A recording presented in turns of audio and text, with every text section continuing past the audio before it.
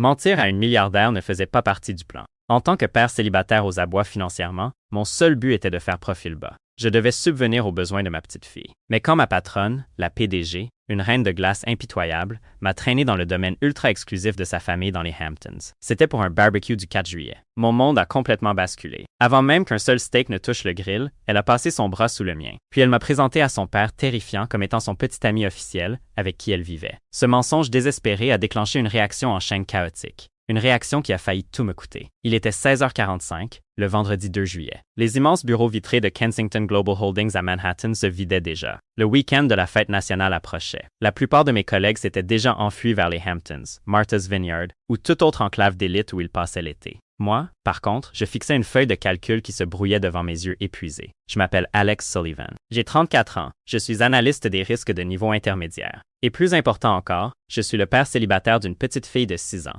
pleine de vie et implacablement curieuse, nommée Harper. Je n'allais pas dans une maison de plage pour le 4 juillet. Mon programme du week-end consistait à acheter un paquet de feux de Bengale à l'épicerie du coin, et aussi à essayer de réparer le robinet qui fuyait dans notre appartement exigu du Queens. Il fallait le faire avant que les dégâts des eaux ne dévorent ma caution. Mon téléphone a vibré sur le bureau. C'était Madame Higgins, la babysitter de Harper. Alex, mon cher, juste un rappel que les frais du camp d'été de Harper sont dus mardi. Ils ont envoyé une lettre à la maison aujourd'hui. J'ai dégluti difficilement, le nœud familier de l'anxiété financière se resserrant dans ma poitrine. Mon ex-femme avait disparu il y a 3 ans. Elle m'avait laissé avec la garde exclusive et une montagne de dettes juridiques. Des dettes issues d'une bataille pour la garde que ses riches parents avaient initiée, puis abandonnée quand ils avaient perdu tout intérêt. J'aimais Harper plus que ma propre vie. Mais survivre avec un seul salaire de niveau intermédiaire à New York, c'était comme essayer de faire la planche avec un rocher attaché à la poitrine. Soudain, le téléphone de mon bureau a sonné. Le numéro qui s'est affiché m'a glacé le sang. Suite exécutive V. Kensington, Taylor Kensington, la PDG milliardaire de 32 ans de Kensington Global. Elle était une légende dans le quartier financier, brillante, impitoyable et totalement dépourvue d'empathie humaine. La rumeur disait qu'elle avait licencié un cadre la veille de Noël pour avoir pris un appel personnel pendant une fusion. Nous avions interagi quelques fois, strictement dans des salles de réunion où je présentais des évaluations de risque. J'étais un rouage microscopique dans sa machine massive. J'ai décroché le combiné. Alex Sullivan, mon bureau. Tout de suite. La ligne a été coupée. Pas de politesse. Pas de s'il vous plaît, juste un ordre venu d'en haut. J'ai attrapé ma veste de costume, mon cœur martelant contre mes côtes. Avais-je fait une erreur dans les projections du 2e trimestre? Allais-je être licencié? Si je perdais ce travail, Harper et moi étions finis. Le dernier étage de Kensington Global était une forteresse minimaliste de marbre blanc et de verre. Les baies vitrées allaient du sol au plafond et surplombaient la ville. L'assistante de Taylor m'a fait signe d'entrer par les lourdes portes en chêne. Taylor se tenait près de la fenêtre, le dos tourné. Elle portait un tailleur, Tom Ford anthracite, taillé au rasoir, qui coûtait probablement plus cher que ma voiture. Quand elle s'est retournée, ses yeux bleus perçants et glacials m'ont cloué sur place. Elle était indéniablement belle, mais c'était le genre de beauté qui appartenait à une arme. Épurée, dangereuse et froide. Sullivan, asseyez-vous, ordonna-t-elle, désignant une chaise en cuir en face de son immense bureau. Je me suis assis, en gardant une posture rigide. Madame Kensington, y a-t-il un problème avec le rapport de risque du 2e trimestre? Le rapport est parfait, dit-elle d'un ton dédaigneux, en s'asseyant et en croisant les mains. J'ai examiné votre dossier, Alex. Vous êtes compétent. Vous êtes fiable. Vous ne posez pas de questions stupides et vous faites profil bas. On vous a refusé le poste de directeur de la gestion des risques 2 fois au cours des 3 dernières années. Pourquoi? J'ai cligné des yeux, déstabilisé. Eh bien, les candidats précédents avaient plus d'ancienneté. Ils avaient de meilleurs pedigrees, interrompit Taylor en douceur. Ils sont allés à Wharton. Vous êtes allé dans une université d'État. Vous êtes un père célibataire. Vous partez précisément à 17h15 chaque jour pour relever votre babysitter.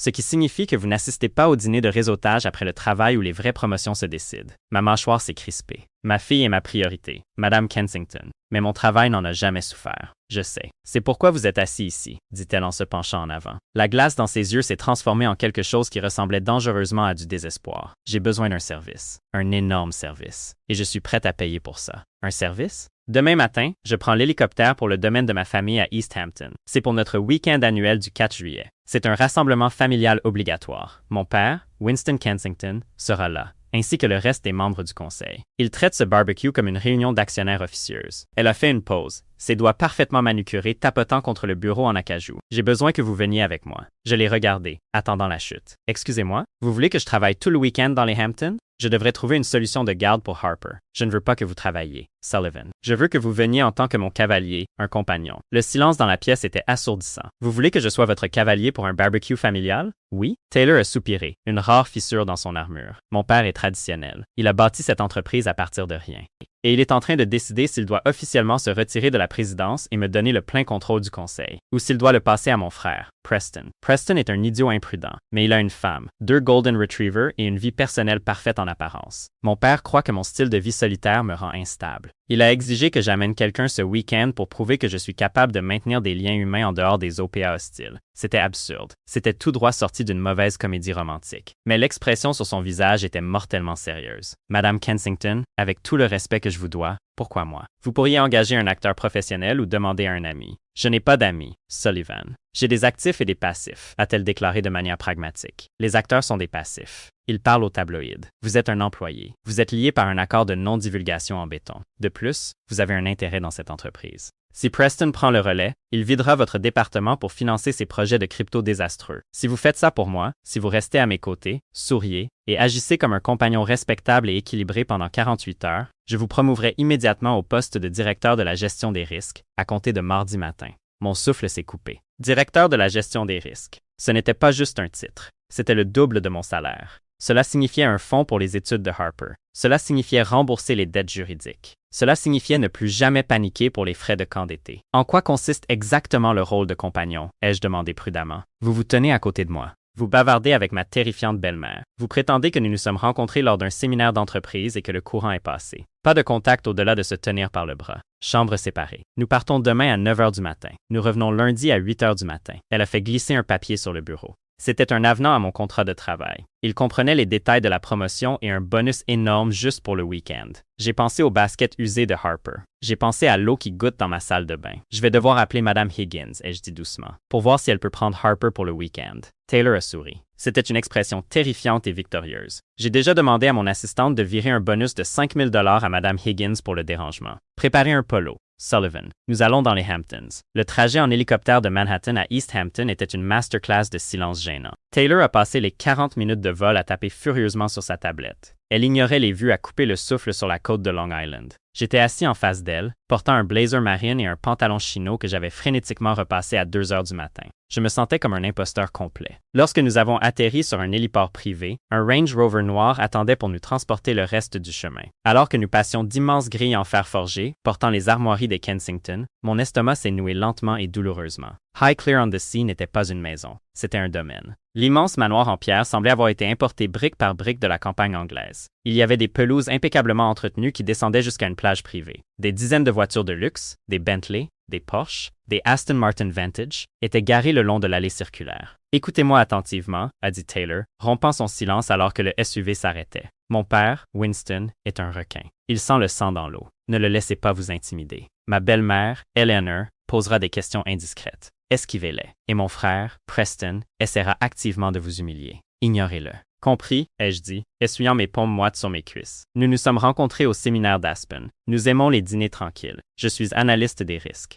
Facile. Exactement. Suivez simplement mon exemple. Nous sommes sortis du véhicule, immédiatement assaillis par le personnel qui a pris nos bagages sans effort. Taylor a passé son bras sous le mien. Le contact était rigide. Sa prise était assez forte pour couper la circulation. Nous avons franchi d'immenses portes doubles pour entrer dans un hall d'entrée. Il y avait un grand escalier double et un lustre de la taille d'une petite voiture. Le bourdonnement feutré de gens riches et puissants faisant la conversation venait du patio arrière. Ah, la fille prodigue arrive. Une voix dégoulinante d'amusement arrogant a résonné depuis l'entrée du salon. Un homme au milieu de la trentaine s'est avancé vers nous. Il portait une chemise en lin rose déboutonnée d'un bouton de trop, tenant un verre en cristal de scotch. Il avait les yeux bleus de Taylor, mais aucune de sa vivacité. Il avait l'air bien trop content de lui. « Preston », dit Taylor, sa voix baissant de 10 degrés. « Et qui est-ce » demanda Preston, me toisant de haut en bas comme si j'étais un chewing-gum collé à sa chaussure. « Ton assistante a enfin démissionné, Vic? Tu as dû engager un garde du corps pour parler aux gens à ta place? » Avant que je puisse me présenter comme un collègue et un compagnon, le son tonitruant d'une canne frappant le marbre a résonné dans le hall. Winston Kensington est apparu. C'était une montagne d'hommes à la fin de la soixantaine, avec une épaisse crinière de cheveux argentés et des yeux comme du silex ébréché. À côté de lui se tenait Eleanor, une femme qui semblait avoir été chirurgicalement construite à partir de diamants et de botox, rayonnant d'une élégance patricienne glaciale. « Taylor », gronda Winston, sa voix commandant une autorité absolue. « Tu es en retard. Les membres du conseil prennent déjà des cocktails. » Son regard s'est tourné vers moi, lourd et scrutateur.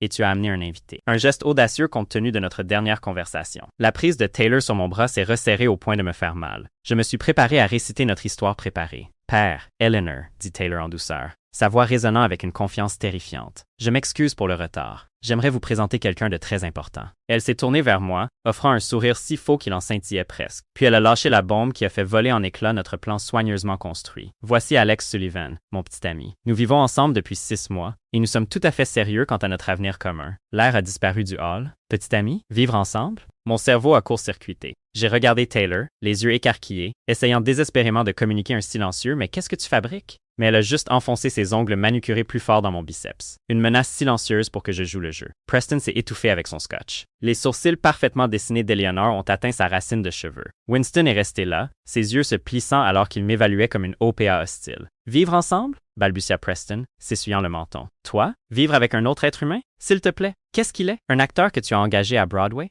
La panique m'a serré la gorge, mais l'instinct de survie d'un père célibataire luttant pour sa subsistance a pris le dessus. Si je la trahissais maintenant, je ne perdais pas seulement la promotion. Je serais probablement viré avant que l'hélicoptère ne se pose à Manhattan. Pas un acteur, Preston, me suis-je entendu dire, ma voix remarquablement stable. J'ai tendu la main vers le patriarche milliardaire, Alex Sullivan. C'est un plaisir de vous rencontrer enfin, monsieur. Taylor parle souvent de vous. Winston a regardé ma main pendant un long et angoissant moment avant de la prendre. Sa poignée était conçue pour broyer les os. J'ai serré aussi fort en retour, refusant de rompre le contact visuel. Sullivan, grommela Winston. Que faites-vous, mon garçon? Je suis dans la gestion des risques, ai-je répondu. C'est un analyste senior chez Kensington Global, intervint rapidement Taylor, l'un de nos esprits les plus vifs. Preston a ri, un son dur et grinçant. Un employé. Tu sors avec un employé, Vic. Mon Dieu, les ressources humaines doivent s'amuser. Tu lui as fait signer un accord de non-divulgation avant ou après le premier rendez-vous? Ça suffit, Preston, a claqué Winston, bien que ses yeux ne m'aient jamais quitté. Un analyste, modeste. Pas le pedigree typique que j'attendrais de ma fille, encore moins pour cohabiter. Il s'est appuyé lourdement sur sa canne. Nous avons un barbecue de homard sur la pelouse sud. Prenez un verre, Monsieur Sullivan. Voyons si vous pouvez survivre à un 4 juillet chez les Kensington. Alors que Winston et Eleanor se retournaient et s'éloignaient, Preston est resté. Il m'a lancé un dernier sourire venimeux avant de les suivre. Dès qu'ils ont été hors de portée de voix, j'ai traîné Taylor dans une alcôve voisine, protégée par une immense statue de marbre. « Vous êtes folle ?» ai-je sifflé, en gardant la voix basse. « Vivre ensemble, petit ami?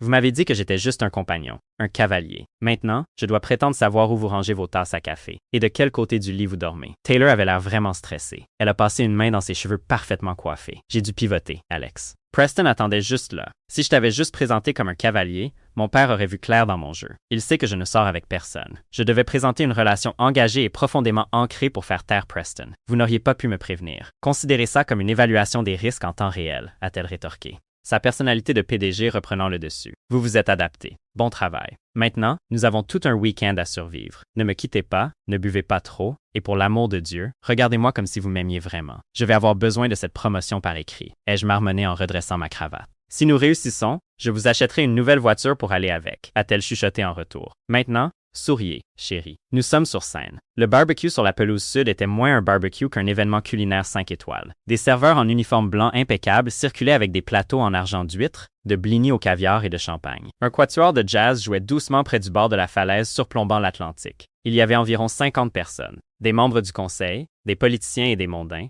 tous portant leur richesse décontractée comme une armure. Taylor et moi avons joué nos rôles. Nous avons navigué dans la foule, ma main reposant doucement sur le creux de son dos. C'était une actrice phénoménale, riant à mes blagues légères et se penchant vers moi avec une fausse affection qui me faisait presque oublier qu'elle me terrifiait. Mais le vrai test est arrivé 1 heure plus tard. Taylor a été prise à part par la femme d'un sénateur, me laissant momentanément en plan près de l'immense bar extérieur. Avant même que je puisse commander un soda, j'ai été encerclé. Preston est apparu à ma gauche et Winston s'est matérialisé à ma droite. J'étais coincé. Alors, Sullivan a commencé Preston en faisant tourner son verre. Vivre avec ma sœur? Ça doit être glacial. Dites-moi, est-ce qu'elle programme votre intimité sur Google Agenda ou devez-vous soumettre une demande formelle par email? J'ai gardé un visage neutre. Taylor est très différente à la maison. Preston. Elle laisse la PDG à la porte. Vraiment? A demandé Winston, sa voix rocailleuse perçant la musique de jazz. Parce que j'ai élevé Taylor pour être une machine. Les machines n'ont pas de facettes différentes. Elles exécutent. Winston s'est approché, ses yeux de silex me fixant. Laissons les politesses de côté, mon garçon. Vous êtes un analyste de niveau intermédiaire. Vous gagnez quoi?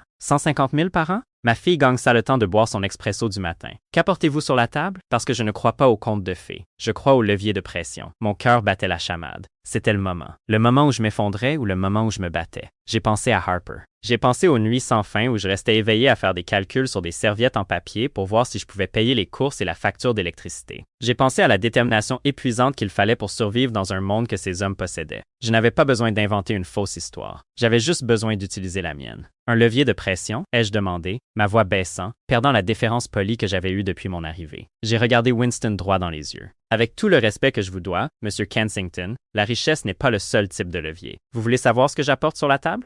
J'apporte la réalité. Le front de Winston s'est plissé. La réalité? Oui. Taylor passe toute sa journée entourée de gens qui sont d'accord avec elle parce qu'ils ont peur de sa richesse ou de son pouvoir. Des gens qui lui disent ce qu'elle veut entendre, ai-je dit, lançant un bref regard pointu à Preston. Pas moi. Quand je vais au travail, je gère des risques réels. Quand je rentre à la maison, je gère la vie réelle. Je sais ce que c'est que de se battre bec et ongle pour tout ce que j'ai. Je sais ce que signifie être responsable du bien-être de quelqu'un d'autre. Je pensais à Harper, mais je les ai laissés supposer que je parlais de Taylor. Je la garde les pieds sur terre et je continuais fermement. Je me fiche de l'entreprise, du conseil ou du cours de l'action. Je me soucie d'elle. Et franchement, Monsieur Kensington, compte tenu des requins avec qui elle nage tous les jours, avoir quelqu'un dans son camp qui ne peut pas être acheté est l'atout le plus précieux qu'elle possède. Le silence est tombé sur notre petit triangle. Preston avait l'air de vouloir rire, mais ne trouvait pas son souffle. Winston me fixait simplement. Pendant une longue et terrifiante seconde, j'ai cru que j'avais trop joué. Puis, incroyablement, Winston Kensington a laissé échapper un petit rire grave et grondant. Eh bien, je suis damné, a marmonné le vieil homme. Vous avez du cran, Sullivan. Je ne pensais pas qu'elle était capable de trouver un homme qui ne se laisserait pas faire. Il a tapoté sa canne. Preston, prends des notes. C'est comme ça qu'on défend son territoire. Winston s'est retourné et s'est éloigné. Preston m'a fusillé du regard, le visage rouge de colère, avant de s'éloigner vers la plage. J'ai expiré un souffle que j'avais l'impression de retenir depuis 1 heure. Mes mains tremblaient. C'était incroyablement dangereux, a chuchoté une voix derrière moi. Je me suis retourné pour voir Taylor. Elle était pâle, son sang-froid légèrement fissuré. J'ai entendu tout l'échange. Vous l'avez pratiquement insulté en face. J'ai survécu, ai-je répliqué, l'adrénaline parcourant encore mes veines. C'est pour ça que vous me payez. Venez avec moi, a-t-elle ordonné, en me saisissant le poignet. Elle m'a entraîné loin de la fête, par une porte latérale du manoir, le long d'un long couloir bordé de peintures à l'huile d'ancêtres décédés, et dans une immense bibliothèque sombre. Elle a verrouillé les lourdes portes en chaîne derrière nous. Au moment où le verrou a cliqué, la posture de Taylor s'est effondrée. La PDG terrifiante a disparu, remplacée par une femme qui semblait complètement épuisée. Elle s'est dirigée vers un canapé en cuir et s'y est affalée, la tête dans les mains. « Ça va ?» ai-je demandé, me sentant soudain dépassé. Ce n'était pas la femme qui aboyait des ordres dans la salle de réunion. « Je vous ai menti, Alex, dit-elle doucement, sa voix étouffée par ses mains. J'ai croisé les bras. Oui, j'ai compris ça dans le hall quand vous leur avez dit que nous vivions ensemble. Non, pas seulement à ce sujet. Elle a levé les yeux, ses yeux bleus brillant de larmes de frustration non versées. Je ne vous ai pas seulement amené ici parce que mon père veut que j'aie un petit ami. Je vous ai amené ici parce que Preston prépare un coup d'État. J'ai froncé les sourcils. Un coup d'État? Il essaie d'obtenir le siège de président. Vous me l'avez dit. C'est pire que ça, a dit Taylor, se levant et arpentant le tapis perçant. Preston a découvert une vulnérabilité. Il y a 6 mois, j'ai eu une brève dépression. Le stress de l'entreprise, les exigences constantes de mon père, ça m'a brisé. J'ai passé 3 semaines dans un centre de désintoxication exclusif pour épuisement et anxiété sévère. J'ai fait passer ça pour une retraite spirituelle à Bali, mais Preston a trouvé les dossiers médicaux. Il prévoit de les présenter au conseil ce week-end. Mon estomac s'est noué. Dans le monde impitoyable de Kensington Global, une crise de santé mentale n'était pas traitée avec empathie. Elle était traitée comme une faiblesse fatale. Il va soutenir que je suis psychologiquement inapte à diriger l'entreprise, a poursuivi Taylor, sa voix tremblant légèrement, que ma vie solitaire m'a poussé au bord de la folie. Il veut me forcer à partir complètement, pas seulement me refuser la présidence, mais me dépouiller de mon titre de PDG. Elle a cessé de marcher et m'a regardé, l'air petite et fragile dans la pièce caverneuse. J'ai paniqué, Alex. J'avais besoin d'un bouclier humain. J'avais besoin de quelqu'un pour se tenir à mes côtés, pour regarder mon père dans les yeux et prouver que je suis stable, que j'ai une vie, que j'ai quelqu'un qui me soutient. Quand j'ai vu votre dossier personnel, que vous étiez un père célibataire luttant contre le monde pour votre enfant, j'ai su que vous saviez comment survivre. Elle a pris une profonde inspiration. Je suis désolé de vous avoir entraîné dans une zone de guerre. Si vous voulez partir, je ferai en sorte que l'hélicoptère vous ramène tout de suite et je vous donnerai quand même la promotion.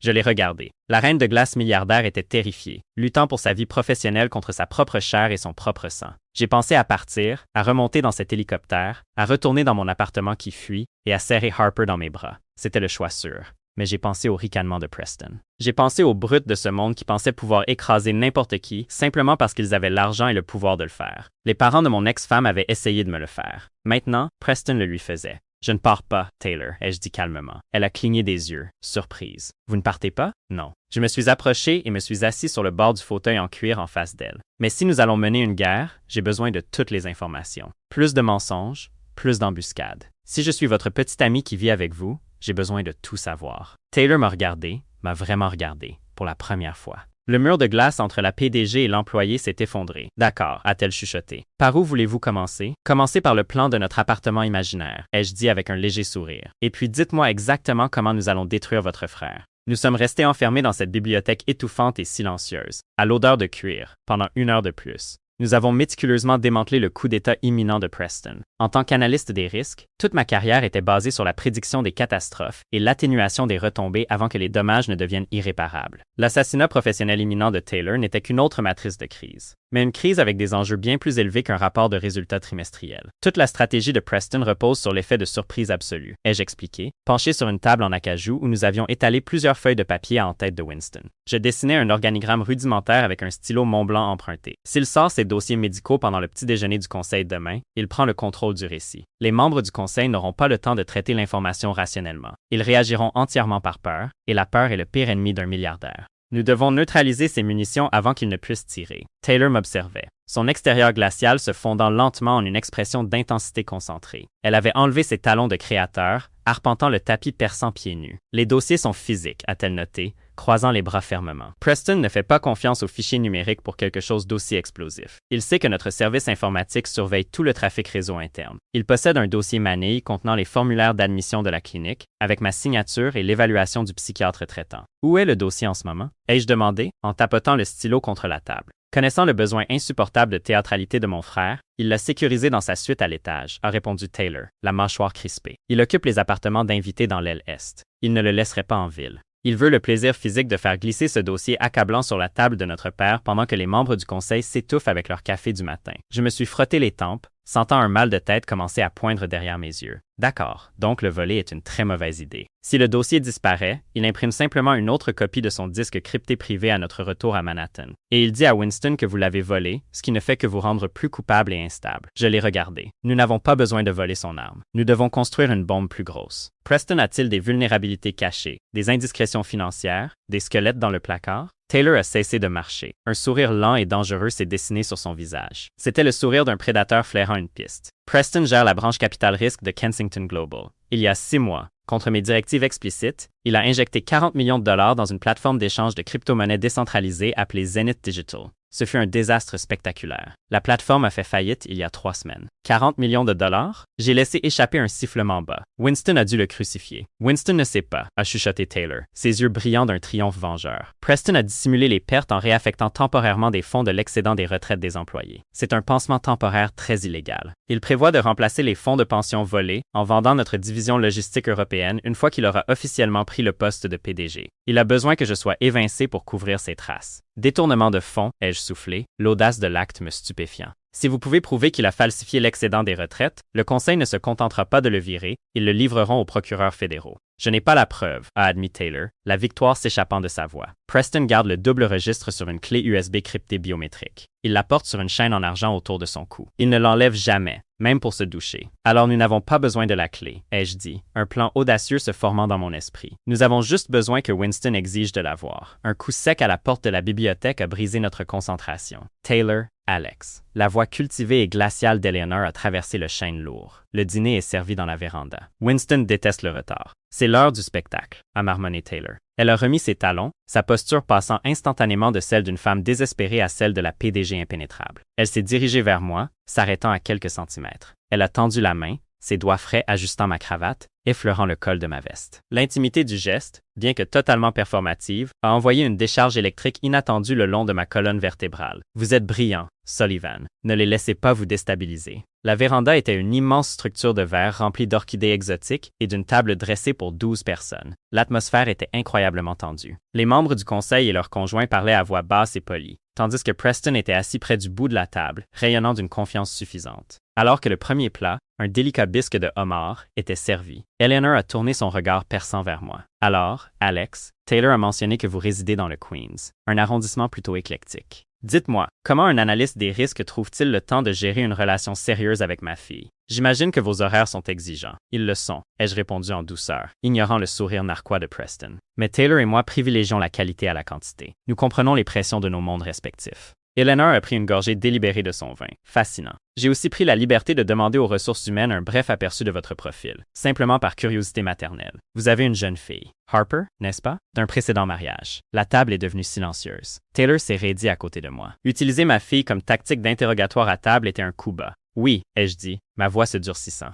Harper a 6 ans. Elle est le centre de mon univers. Un père célibataire a grondé Winston depuis le bout de la table, s'essuyant la bouche avec une serviette en lin. Une entreprise noble, mais incroyablement épuisante. J'ai du mal à croire que vous ayez la capacité de soutenir une femme comme Taylor, qui exige une concentration absolue. J'ai regardé Winston, abandonnant complètement le script. Monsieur Kensington, élever un enfant seul vous apprend à gérer le chaos. Ça vous apprend à fonctionner avec 3 heures de sommeil, à négocier avec de minuscules terroristes irrationnels et à protéger les gens que vous aimez contre toute menace, quel qu'en soit le coût. J'ai jeté un coup d'œil à Taylor, laissant de véritables émotions s'infiltrer dans mes mots. Taylor n'a pas besoin d'un partenaire qui s'occupe de sa fortune. Elle a besoin d'un partenaire qui n'a pas peur de la tempête. Je passe chaque jour à m'assurer que ma fille est en sécurité. Appliquer cette même loyauté féroce à Taylor n'est pas un fardeau, c'est un privilège. Taylor me fixait, ses yeux bleus écarquillés, complètement prise au dépourvu par la sincérité de ma voix. De l'autre côté de la table, le ricanement de Preston a vacillé. Winston a soutenu mon regard pendant un long moment calculateur avant de hocher lentement la tête, de manière presque imperceptible. « Bien parlé, Sullivan », a murmuré Winston.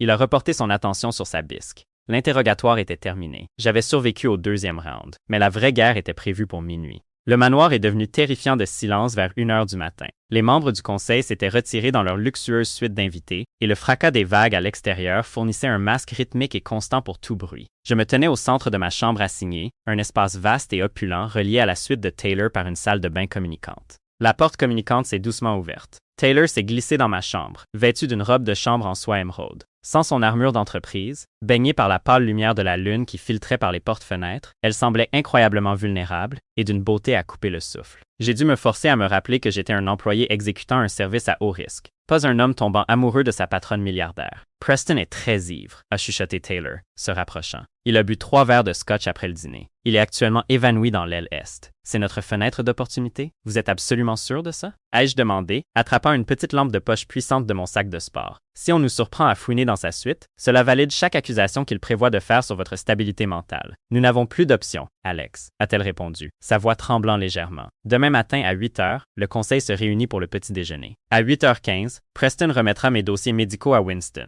Nous devons obtenir le levier de pression ce soir. Nous nous sommes glissés silencieusement dans le couloir obscurci. Highclere on the Sea était un labyrinthe d'ombres, de tapisseries anciennes et de planchers qui craquent. Nous avons navigué dans le couloir comme des fantômes, retenant notre souffle chaque fois qu'une poutre résonnait dans le silence. La suite de Preston était située à l'extrémité de l'aile est. La porte était légèrement entr'ouverte, un témoignage de son insouciance arrogante. Je l'ai poussée, les charnières totalement silencieuses. La pièce sentait fortement l'eau de Cologne chère et l'alcool éventé. Preston était affalé sur le grand lit, tout habillé, ronflant bruyamment. La chaîne a articulé Taylor en montrant sa poitrine. Même dans la pénombre, je pouvais voir la grosse chaîne en argent reposant contre sa clavicule, disparaissant sous sa chemise déboutonnée. La clé USB biométrique, la preuve de son détournement de 40 millions de dollars. Je me suis glissé vers le lit. Mon cœur battait un rythme effréné contre mes côtes. J'avais analysé des milliers de risques d'entreprise, mais me tenir au-dessus d'un milliardaire endormi en tentant de voler son collier crypté était totalement sans précédent. J'ai tendu la main, mes doigts planant à quelques centimètres de sa poitrine. Je devais défaire le fermoir de la chaîne sans le réveiller. Soudain, Preston a bougé, gémissant bruyamment.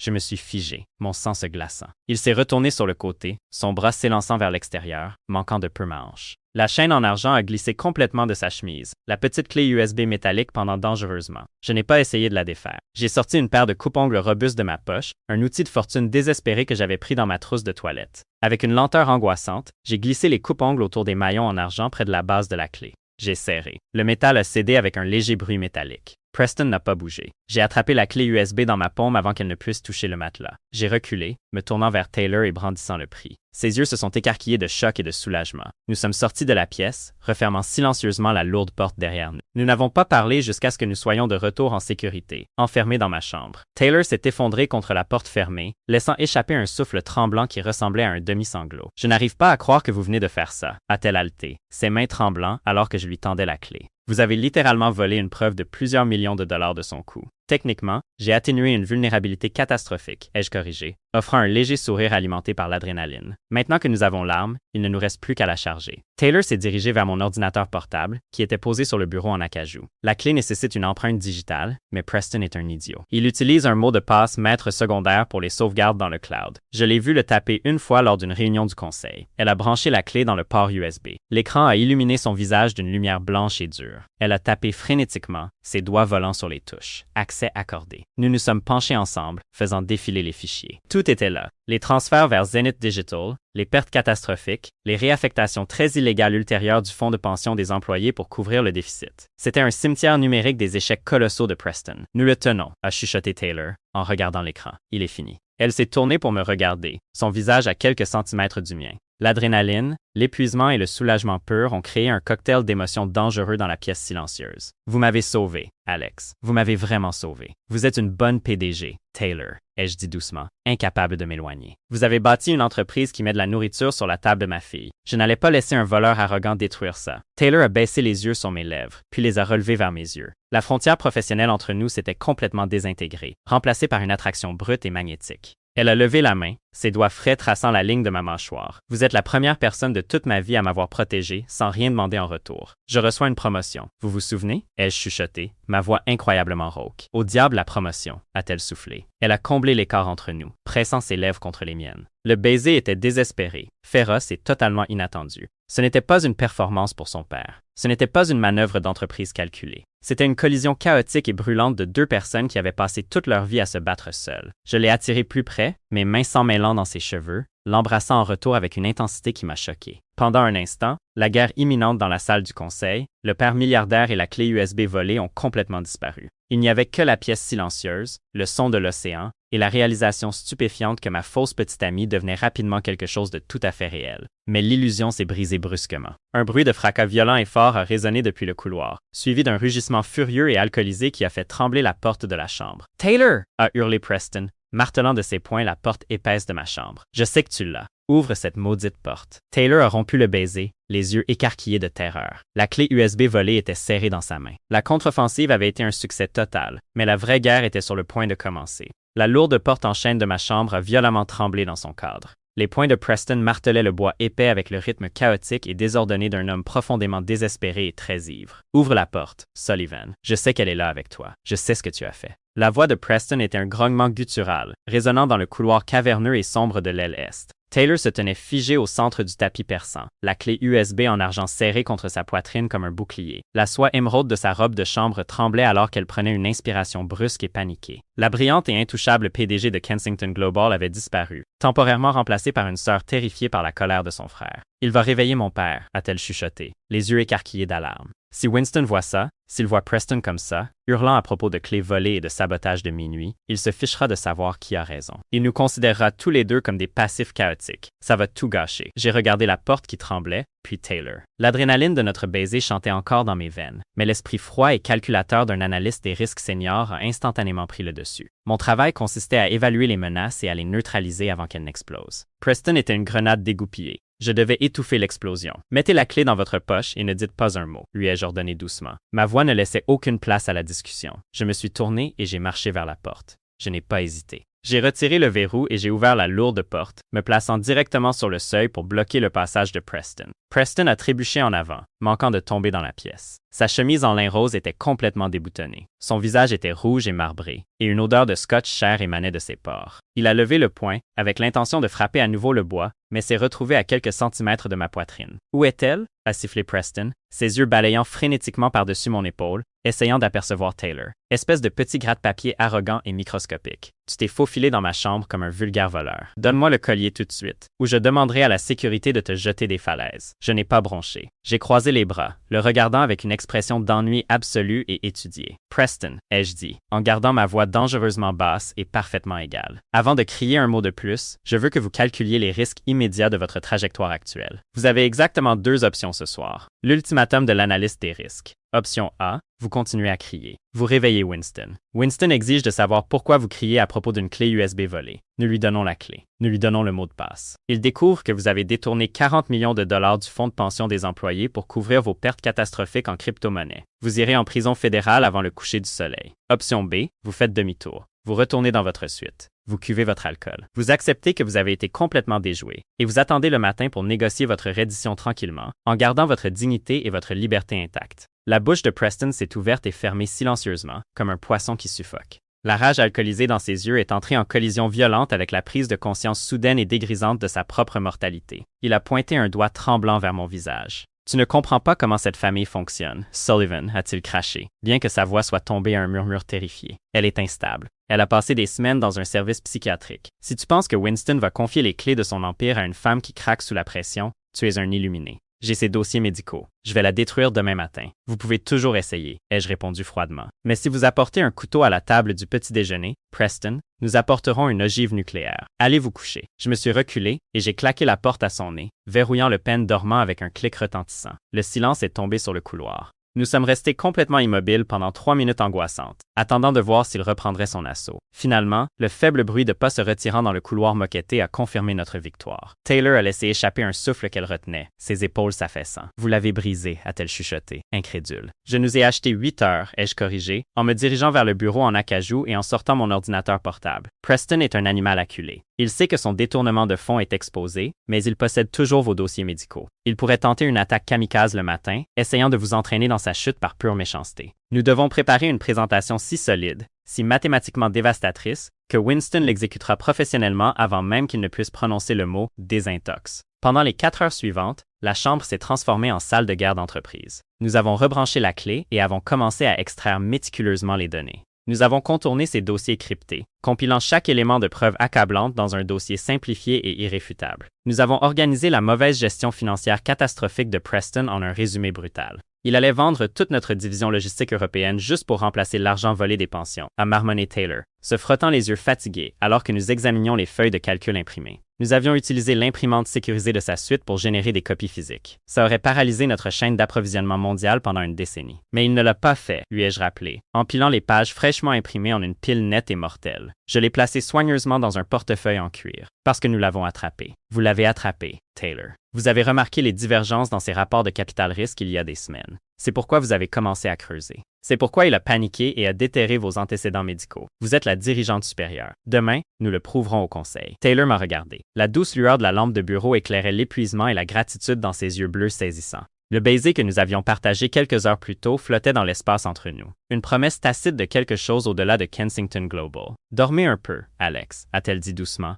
en touchant ma main. La vraie guerre commence à l'aube. Le matin du 4 juillet s'est levé, brillant et d'une humidité étouffante sur les Hamptons. L'océan Atlantique scintillait sous le soleil levant, offrant une toile de fond pittoresque pour un carnage d'entreprise absolu. À exactement 8 heures, Taylor et moi avons descendu le grand escalier double. Elle portait un tailleur blanc impeccable, taillé au rasoir, qui criait le pouvoir et le contrôle. Je marchais légèrement derrière elle, vêtu d'un costume bleu marine sur mesure, portant le portefeuille en cuir qui contenait l'arrêt de mort financier de son frère. Je me sentais comme un bourreau portant la hache jusqu'au billot. Le petit déjeuner était servi dans la grande salle à manger, un espace caverneux dominé par une table en acajou de 9 mètres. Winston était assis au bout, lisant le Wall Street Journal, tandis qu'Eleanor sirotait tranquillement son mimosa. 8 membres seniors du conseil, les architectes de l'immense richesse de Kensington Global, étaient dispersés autour de la table, picorant dans des plateaux en argent d'œufs bénédicts et de saumon fumé. Preston était déjà assis. Il avait une mine affreuse. Sa peau était blafarde, ses yeux injectés de sang, et ses mains tremblaient légèrement alors qu'il serrait sa tasse de café. Un dossier manille épais et sans marque reposait de manière menaçante à côté de son assiette. « Ah, Taylor !» gronda Winston, en pliant son journal. « Tu es en retard, encore. Et M. Sullivan reste attaché à ta hanche. » J'avais l'impression que c'était un petit déjeuner du conseil, pas une heure sociale. Alex est mon partenaire en toutes choses, père, a dit Taylor en douceur, prenant le siège directement en face de Preston. Je me tenais juste derrière son épaule droite, adoptant la posture stoïque d'un conseiller. Il a un intérêt direct dans l'avenir de cette entreprise. Vraiment? A ricané Preston, sa voix rauque. Il jouait son va-tout. La course kamikaze avait commencé. Il a attrapé le dossier Manille. Parce que franchement, père, je ne pense pas que Taylor ait un avenir dans cette entreprise. Je ne pense pas qu'elle ait la force mentale de gérer un stand de limonade, encore moins un empire mondial. Un murmure choqué a parcouru les membres du conseil. Eleanor a laissé tomber sa fourchette. Les yeux de Winston se sont plissés en fente dangereuse. « Surveille ton ton, Preston. Tu t'adresses à la directrice générale. »« Je m'adresse à une fraude !» a crié Preston, en claquant le dossier Manille sur la table en acajou. Il y a 6 mois, Taylor a disparu pour une retraite spirituelle à Bali. C'était un mensonge. Elle a subi une dépression psychologique complète. Elle a passé 3 semaines dans un établissement psychiatrique exclusif, traité pour anxiété sévère et troubles paniques. J'ai ses formulaires d'admission médicale ici même, avec les notes du médecin traitant, indiquant qu'elle est totalement incapable de gérer des environnements à fort stress. Elle est mentalement inapte à servir en tant que présidente. Preston a fait glisser le dossier le long de la longue table. Il s'est arrêté juste devant Winston. Le silence dans la salle à manger était si absolu qu'on pouvait entendre les vagues se briser contre les falaises à l'extérieur. Les membres du conseil regardaient Taylor. Leur visage, un mélange de choc, de pitié et de cupidité opportuniste calculée. La maladie mentale, même un épisode temporaire d'épuisement, était une condamnation à mort dans leur monde impitoyable. Winston a fixé le dossier. Il ne l'a pas ouvert. Il a levé les yeux vers Taylor, ses yeux de silex complètement illisibles. « Est-ce vrai, Taylor? As-tu menti au conseil concernant ton congé maladie? » Taylor n'a pas bronché. Elle n'a pas paniqué. Elle s'est assise parfaitement droite, rayonnant d'une aura de pouvoir absolu et inébranlable. « J'ai connu une période d'épuisement professionnel sévère, père, » a répondu Taylor, sa voix calme, claire et résonnant d'autorité. J'ai reconnu mes limites. J'ai cherché une assistance médicale professionnelle pour me recalibrer et je suis revenu à mon poste plus forte, plus vive et plus concentrée.